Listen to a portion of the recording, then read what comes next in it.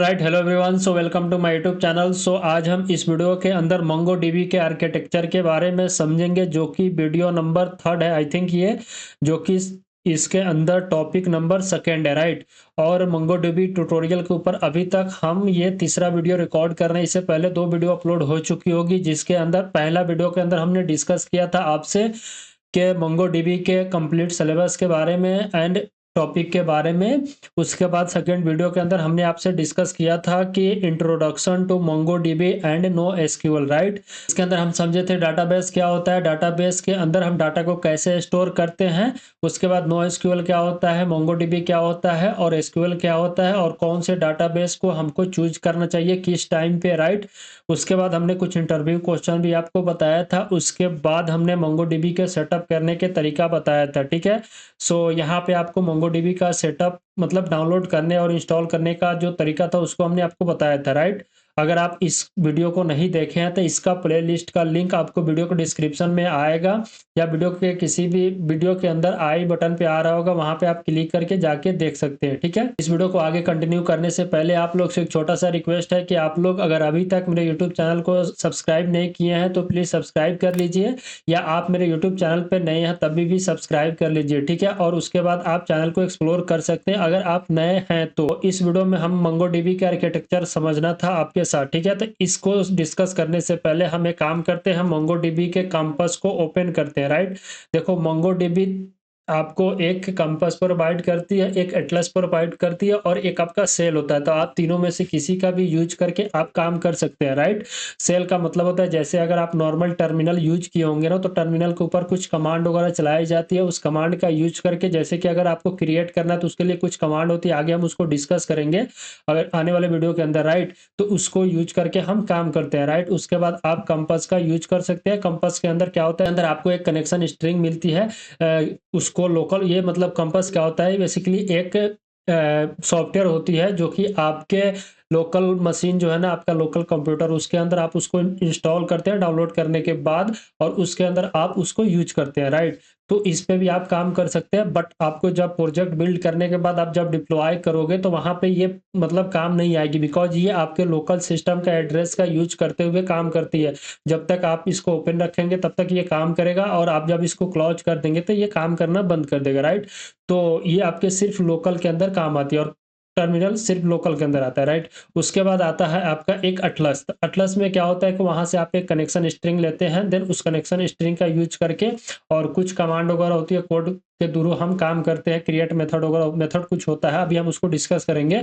तो उसका यूज करके हम काम करते हैं। राइट, सबसे ज्यादा मैक्सिमम केस में यूज होती है अटलस होती है, बिकॉज वो आपका सर्वर, अगर आपका लैपटॉप बंद भी है तो कोई बंदा अगर आपके वेबसाइट क्रिएट की हो तो वेबसाइट को एक्सेस करना चाहता है, तो वो आपके जो आपका अटलस मंगो डीबी का जहाँ पे आप मतलब डिप्लॉय किए अपने डाटाबेस, वहाँ पे कुछ अमाउंट ऑफ मनी पे करते हैं, तो वो आपको एक्सेस मतलब कि जब आपका यूजर आपके वेबसाइट को एक्सेस करना चाहे तो वहाँ से वो डाटा उसको दे देगा। राइट, तो ये 3 तरह से हम MongoDB को यूज करते हैं, यानी कि डाटा को स्टोर कराने के लिए सॉफ्टवेयर या एटलस या CLI को यूज करते हैं। राइट, तो देखो ये 3 तरीके से हम यूज़ करते हैं, बट जो स्टोर होती है कहीं एक जगह पे ही स्टोर होती है, जो कि डाटाबेस तीनों एक ही होता है। राइट, तो जैसे कि हमने यहाँ पे आपको ओपन करके दिखाया, this is the MongoDB campus. Right, अगर आप सर्च करोगे MongoDB का, एक यहाँ पे हमारे पास आएगा, CLI भी होता है बट अभी मेरे सिस्टम के अंदर नहीं है, तो मैं जब उसके ऊपर काम करूंगा तो आपको उसको बताऊंगा कि कैसे डाउनलोड करना है। और जब आप इसके अंदर जाएंगे तो एक स्टूडेंट नाम का डाटाबेस है, इसके अंदर कुछ डाटा अगर स्टोर होगा तो ठीक है, अदरवाइज नहीं है।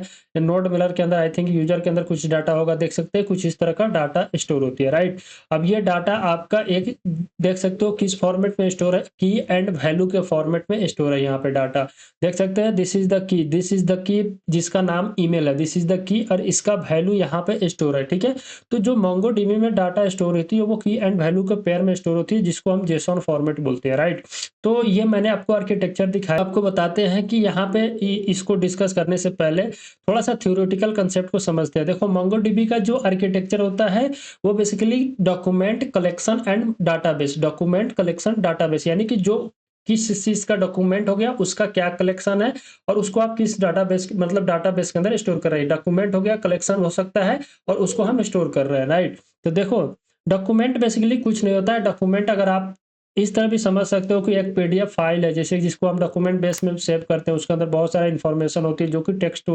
फॉर्मेट में राइट डाउन किया होता है, जिसमें हेडिंग होता है, पैराग्राफ होता है, कुछ इमेज भी हो सकता है। तो इमेज को तो हम डाटाबेस के अंदर स्टोर नहीं करते हैं, उसका कहीं पे स्टोर अपलोड करके उसका कनेक्शन एक यूआरएल होती है, उसको हम स्टोर करते हैं, राइट। तो सबसे पहले यहाँ पे आपको बताते हैं कि डॉक्यूमेंट क्या होता है। देखो, डॉक्यूमेंट सिंपल वर्ड में कहोगे तो स्मॉलेस्ट यूनिट ऑफ डाटा, हमने आपको बताया कि वो डाटा ही होती है जिसके अंदर कुछ इन्फॉर्मेशन स्टोर होता है। उसका हेडिंग हो सकता है, पैराग्राफ हो सकता है, डिस्क्रिप्शन हो सकता है, जो बोल सकते हो, ठीक है। A document is the smallest unit of A data in MongoDB, right. MongoDB के अंदर कुछ small unit of A data होता है जिसको हम डॉक्यूमेंट बोलते हैं। जब भी हमने आपको बताया यहाँ पे कि ये एक तरह का डॉक्यूमेंट ही है, राइट। ये एक तरह का डॉक्यूमेंट ही है जिसके अंदर कुछ स्मॉल यूनिट ऑफ डाटा है, जैसे कि ये लेट्स सपोज एक यूजर का इन्फॉर्मेशन है जिसके अंदर ईमेल पासवर्ड है। इसके ऊपर अभी पासवर्ड इसके अंदर हिडन नहीं है, बट आप इसके ऊपर मत जाओ, बट ऐसा समझो कि डॉक्यूमेंट एक तरह का डाटा ही है। उसके बाद है कि it store the JSON. JSON मैंने आपसे पहले बोला था कि जेसॉन जेसॉन क्या होता है, जावा स्क्रिप्ट ऑब्जेक्ट नोटेशन होता है। बेसिकली जेसॉन को हम कुछ इस तरह डाटा को स्टोर करते हैं। इसको एग्जाम्पल हमने यहाँ पे ऑलरेडी राइट डाउन कर चुके हैं जेसॉन फॉर्मेट में, और बी जेसॉन भी होती है, ठीक है। बी जेसॉन होता है, जेसॉन होता है, बी जेसॉन का मतलब होता है कि उसके अंदर जो इंफॉर्मेशन स्टोर होती है वो आपको समझ में नहीं आएगा, बट आपके कंप्यूटर समझ सकता है, ठीक है। तो वो होती है, और रिप्रेजेंट करता है वन रिकॉर्ड को, मतलब एक रिकॉर्ड को ये रिप्रेजेंट करता है कैसे, इन सिंपल वर्ड में one document equal to one real world project. मतलब ये कह रहा है कि एक डॉक्यूमेंट के अंदर जो इन्फॉर्मेशन स्टोर है ना, वो आपका एक रियल वर्ल्ड प्रोजेक्ट हो सकता है, राइट। जैसे कि लेट सपोज हमने यहाँ पे एग्जांपल के अंदर एक डॉक्यूमेंट के अंदर इन्फॉर्मेशन स्टोर कराया था। एग्जांपल के अंदर समझ कोई किसी यूजर का इन्फॉर्मेशन है जिसके अंदर उसका आईडी है, नेम है, ईमेल है, एज है, एंड उसका स्किल है, ठीक है। तो ये हो गया। अब ये एक स्पेसिफिक यूजर का एड्रेस मतलब डाटा है जिसके अंदर उसका नेम है, उसका ईमेल है, उसका क्या है, एज है, उसका स्किल है, और उसका पासवर्ड भी हो सकता है, जिसको हम इस तरह स्टोर कराते हैं। जब आप फ्रंट एंड से टेस्ट करके भेजोगे ना, तो वहां से भी आप एक जेसन फॉर्मेट में ही डाटा को सेंड करोगे। 1 सेकेंड मैं आपको पोस्टमैन के अंदर बताता हूँ, जो कि आने वाले वीडियो के अंदर, या हमारा जो ब्लॉग वेबसाइट का था उसका हम पोस्टमैन का जो डाटा टेस्टिंग का सेटअप है उसको हम कर चुके हैं। आने वाले वीडियो के अंदर आई थिंक या इससे पहले ही वो वीडियो आ गई होगी, तो उसके अंदर हम टेस्ट करेंगे। देख सकते हैं यहाँ पे जब हम पोस्ट मेथड कर रहे हैं तो बॉडी के अंदर जब जाइएगा तो ये एक जेसॉन फॉर्मेट में ही डाटा सेंड कर रहे हैं। देख सकते हैं ये जेसॉन फॉर्मेट है, यहाँ पे दिख रहा है आपको जेसॉन फॉर्मेट। जब हम इसको एचटीएमएल में कन्वर्ट करेंगे तो ये एचटीएमएल का काम नहीं करेगा, बट अब जैसे करेंगे जेसॉन फॉर्मेट तो कुछ कलर इसका चेंज हो गया, ठीक है। तो इस तरह हम जब डाटा को सेंड करते हैं फ्रंट एंड से ही जेसॉन फॉर्मेट में डाटा को सेंड करते हैं, राइट। तो ये रहा आपका जेसॉन फॉर्मेट, ठीक है। और डॉक्यूमेंट को कंसेप्ट क्या था वो आपको समझ में आ गया होगा, जेसॉन भी आपको समझ में आ गया होगा, राइट। अब देखो, वाई डॉक्यूमेंट इट्स यूजफुल, आपके मन में आ रहा होगा कि डॉक्यूमेंट हमारा यूजफुल क्यों हो। देखो, डॉक्यूमेंट का जो स्ट्रक्चर होता है वो फ्लेक्स मतलब कि वो स्ट्रक्चर फ्लेक्सिबल होता है। उसको आप उसके अंदर स्कीमा फिक्स नहीं होता है। जैसे कि लेट सपोज स्कीमा फिक्स करने का इन द सेंस ऑफ कि जैसे हमने नेम लिखा है तो ये राहुल है, ठीक है। ये राहुल है, इसके दूसरा नेम भी हो सकता है, राइट। फ्लेक्सिबल स्ट्रक्चर होता है, थोड़ा अच्छा देखने में लगता है, ठीक है। इजी टू अंडरस्टैंड होता है, आपको समझाने में भी हमको आसानी होता है और आपको अच्छे से समझ में भी आ जाएगी। वही जब आप एसक्यूएल के अंदर जाओगे तो वहाँ पे आपको दिमाग थोड़ा सा लगाना पड़ता है, बट वो भी समझ में आ जाती है, ठीक है। इससे अच्छा ही होता है वो। तो इजी टू अंडरस्टैंड कहने का मतलब है कि जैसे कि आपको यहाँ पे समझ में आया कि की का वैल्यू नेम है, तो आज आपके माइंड में आएगा कि ये किसी यूजर का नेम हो सकता है यहाँ पे, ठीक है।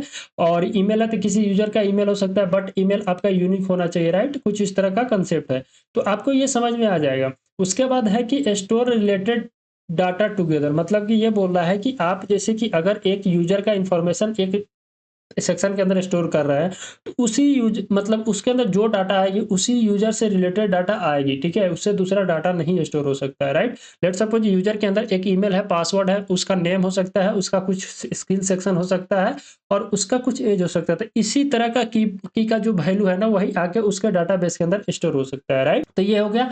उसके बाद है कि perfect for JSON based application. JSON based यानी कि आपका जो एप्लीकेशन है वो एक जेसॉन फॉर्मेट पे काम करता है ना, तो उसके लिए आपका ये परफेक्ट है, ठीक है। डॉक्यूमेंट आपका परफेक्ट है, राइट।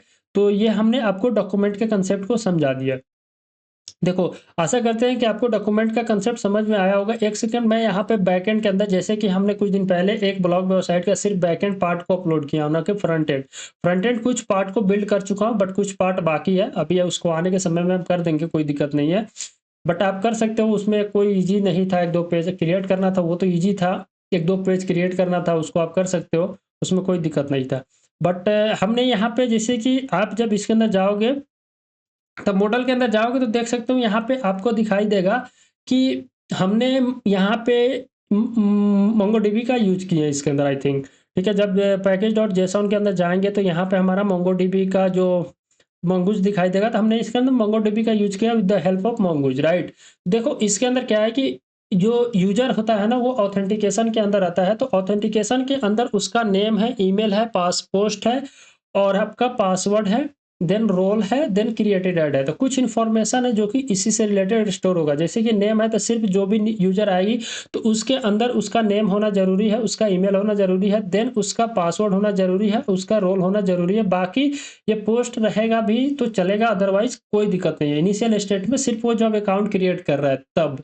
उसके बाद क्या होगा कि उसको जब अकाउंट क्रिएट करने का नीड पड़ेगी ना, उसके बाद जब वो पोस्ट क्रिएट करने आया, तो उस समय उसका जो पोस्ट होगा, उसका पोस्ट यूज़र के जो डाटाबेस है ना, उससे रिलेट करेगा। इसीलिए हमने इसको यहाँ पे ऐड किया है।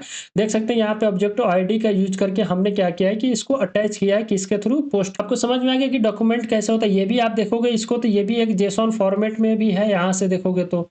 और इसके अंदर एक चीज़ आपको दिखाई देगा कि पोस्ट हमारा एक एरे के फॉर्मेट में है, उसके अंदर एक जेसॉन फॉर्मेट है।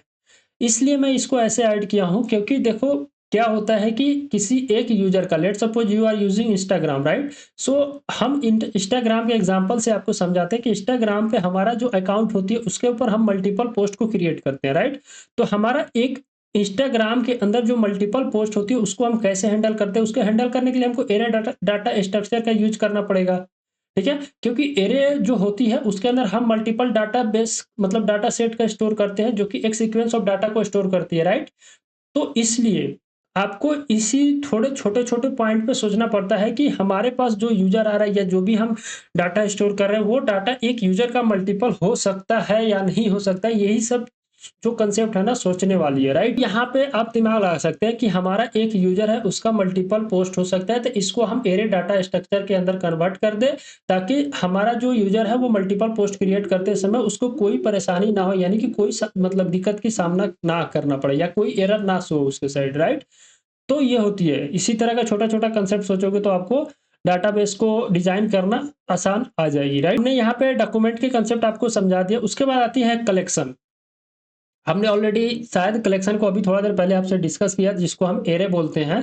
तो देखो, कलेक्शन के अंदर वही होता है कि अगर हमारे पास एक डाटा सेट है, लेट्स सपोज़ हम पोस्ट का भी बता रहे थे आपको, तो पोस्ट के अंदर ही मल्टीपल पोस्ट हो सकता है एक सिंगल यूज़र का।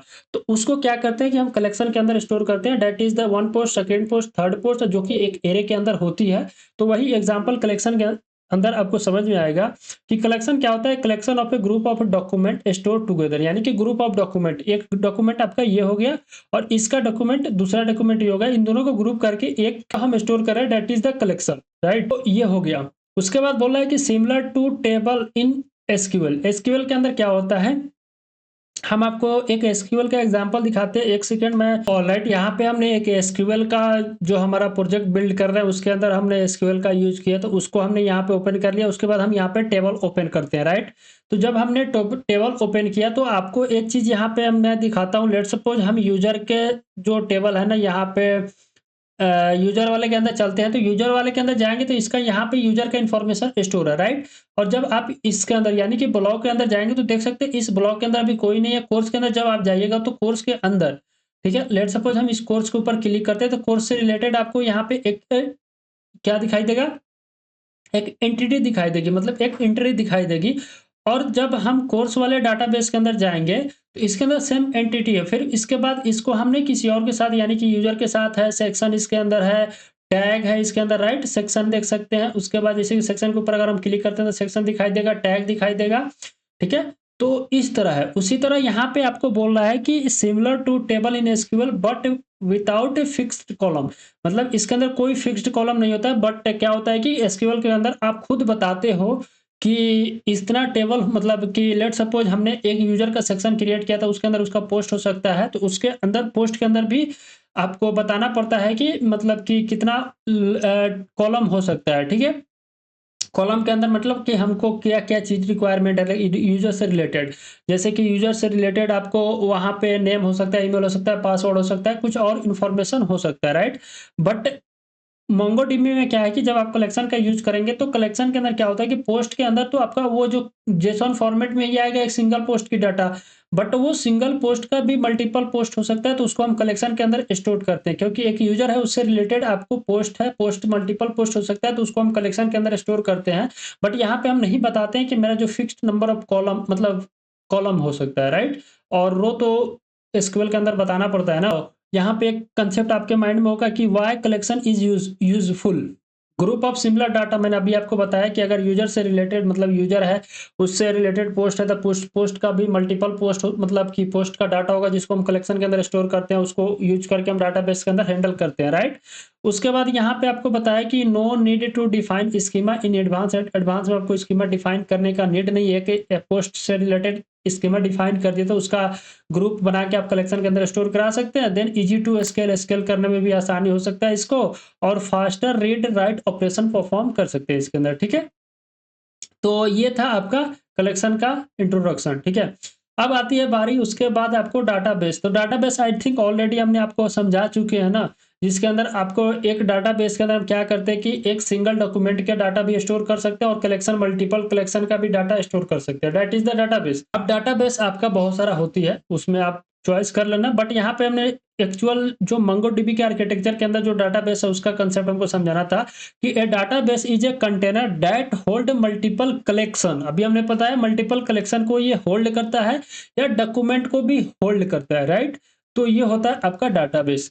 उसके बाद होता है उसका सेकेंड पॉइंट के अंदर है कि one application usually has one database, यानी कि लेट सपोज हम क्रिएट किए थे ब्लॉग वेबसाइट, तो उसके अंदर जो क्या हुआ था, बहुत सारा यूजर का इन्फॉर्मेशन था, पोस्ट से रिलेटेड इन्फॉर्मेशन थी, और उसके बाद लाइक था, कमेंट था, ये सब इन्फॉर्मेशन थी, वो क्या वो क्या कि एक ही डाटाबेस के अंदर स्टोर होता है जो कि मोंगोडीबी का डाटाबेस होता है, राइट। अब यहाँ पे आपको कुछ एग्जांपल है, जैसे स्कूल डीबी के अंदर क्या होता है, यूजर का रिलेटेड इन्फॉर्मेशन स्टोर करना पड़ता है, कोर्स से रिलेटेड इन्फॉर्मेशन स्टोर करना पड़ता है, अगर पेमेंट यानी कि फी का, किसी स्टूडेंट का कितना फी पेड है, कितना रिमेनिंग है, ये सबको स्टोर करना पड़ता है, right. Why database is useful. अब आपके माइंड में आएगा कि डाटाबेस आखिर यूजफुल क्यों है। तो देखो ऑर्गेनाइज एप्लीकेशन के अंदर हमको डाटाबेस बताना पड़ता है ना, वो हो गया पहला पॉइंट। ये तो कॉमन सेंस है कि डाटाबेस का क्या रिक्वायरमेंट है, ठीक है। उसके बाद प्रोवाइड आइसोलेशन बिटवीन ऐप, मतलब कि जो आपका ऐप है उसके अंदर हमको कुछ इन्फॉर्मेशन को स्टोर करना पड़ता है, उसके लिए हम इसको यूज कर सकते हैं। अनेबल सिक्योरिटी और एक्सेस कंट्रोल। उसके बाद आता है इम्प्रूव मैनेज उसके बाद आता है इम्प्रूव मैनेजेबिलिटी, राइट।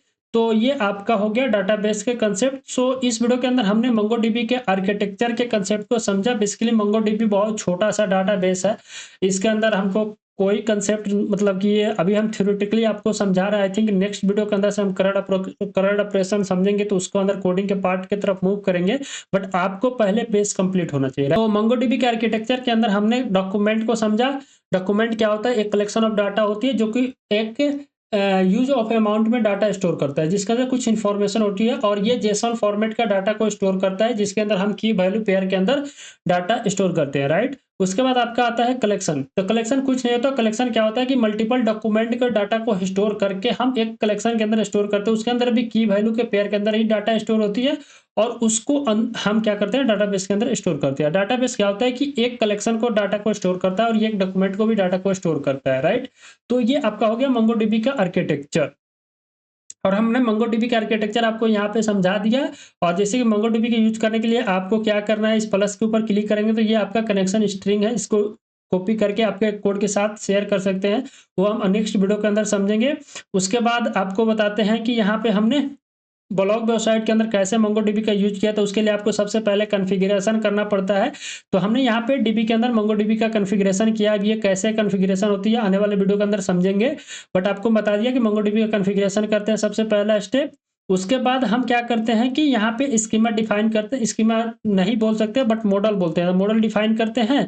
और मॉडल के अंदर जो मतलब जिस से रिलेटेड, यानी कि अगर यूजर से रिलेटेड यानी ऑथ बोलते हैं उसको, तो ऑथ से रिलेटेड है तो उसके अंदर आपको सोचना पड़ेगा कि हम यूजर से क्या क्या इन्फॉर्मेशन ले रहे हैं और किस तरह का डाटा बिल्ड कर रहे हैं। तो उस हिसाब से आप क्या करते हैं उसके अंदर डिफाइन करते हैं की, और की डिफाइन करने के बाद उसका टाइप वगैरह बताते हैं, और रिक्वायरमेंट रो है कि नहीं वो सब बताते हैं। देन उसके बाद आप क्या करते हैं, जब आपका वेबसाइट बिल्ड होती है तो वहाँ पे जो यूज़र वैल्यू पुट करता है तो वो क्या होता है कि अगर मिसमैच होती है तो उस केस में एरर भी दिखाता है, राइट? इसको इसलिए करते हैं क्योंकि आपके डाटाबेस के अंदर सबसे पहला तो आपका एक जो डाटा आ रहा है वो सेम मतलब कि जिस हिसाब से आप एक्सेप्ट करना चाहते हैं उस हिसाब से आएगी, और यहाँ पे यूनिक वगैरह का भी सीन आती है, उसको भी देखेंगे आगे, लेकिन बता रहा हूँ मैं आपको, ठीक है? और इस तरह हम इसको डिफाइन करते हैं, जिस तरह जितना आपको डिफाइन करना है उस तरह आप डिफाइन कर सकते हो, उस हिसाब से आप कॉल करते हैं, यूज़ करते हैं, और ये होती है। और इसको कैसे यूज़ होती है वो मेथड होता है कुछ, उसको हम आगे डिस्कस करेंगे। फिलहाल के लिए अभी आप समझो कि इस तरह हम यूज़ करते हैं। हम आपको एक चीज़ बताते हैं इसी वीडियो के अंदर कि आपको मैं आपसे रिक्वेस्ट करूँगा कि नेक्स्ट वीडियो को देखने से पहले आपका काम यह है कि मंगूज़ का जो ऑफ़िशियल डॉक्यूमेंटेशन है ये है, मैं इसको ओपन कर रहा हूँ। इसके ऊपर जाइएगा, उसके बाद इसके ऊपर कुछ करंट ऑपरेशन के बारे में आप समझिएगा, ठीक है? तो यहाँ पे जब जाइएगा तो रीड करना, डॉक के ऊपर जाइएगा और यहाँ पे कुछ करंट ऑपरेशन होती है, जैसे कैसे क्रिएट करते हैं, कैसे अपडेट करते हैं, कैसे गेट करते हैं, क्या-क्या मेथड होती है, वो सब आपको इसके ऊपर मिलेगा। तो उसको आप यहाँ पे पढ़ना, समझना है। उसके बाद आपको स्कीमा डिफाइन करना है, वो कैसे डिफाइन करते हैं मोंगोडीबी में, उसके बारे में आप समझिएगा। देन हम आने वाले वीडियो के अंदर कुछ करंट ऑपरेशन को एक्सप्लोर करेंगे मोंगोडीबी के अंदर, ठीक है? तो हमने आपको ऑफिशियल वेबसाइट भी बता दिया, उसके बाद हमने इसके अंदर आर्किटेक्चर के बारे में भी समझा। अगर आपको यहाँ तक भी कोई प्रॉब्लम है तो उसको आप कमेंट कर देना, उसको ज़रूर हम रिप्लाई करते हैं और करूँगा भी आपको। और लास्ट में आपसे एक रिक्वेस्ट है कि अभी तक आप इस वीडियो को लाइक नहीं किए हैं तो प्लीज़ लाइक कर दिए, उसके बाद एक कमेंट कर दीजिए और इस वीडियो को अपने दोस्तों के साथ शेयर कर दीजिए ताकि उनको भी हेल्प हो जाए मोंगोडीबी पढ़ने में, ठीक है? उसके बाद लास्ट में अगर आप अभी तक मेरे यूट्यूब चैनल को सब्सक्राइब नहीं किए हैं तो प्लीज़ सब्सक्राइब कर दीजिए। सो आपसे मिलते हैं नेक्स्ट किसी और टॉपिक के साथ, तब तक के लिए थैंक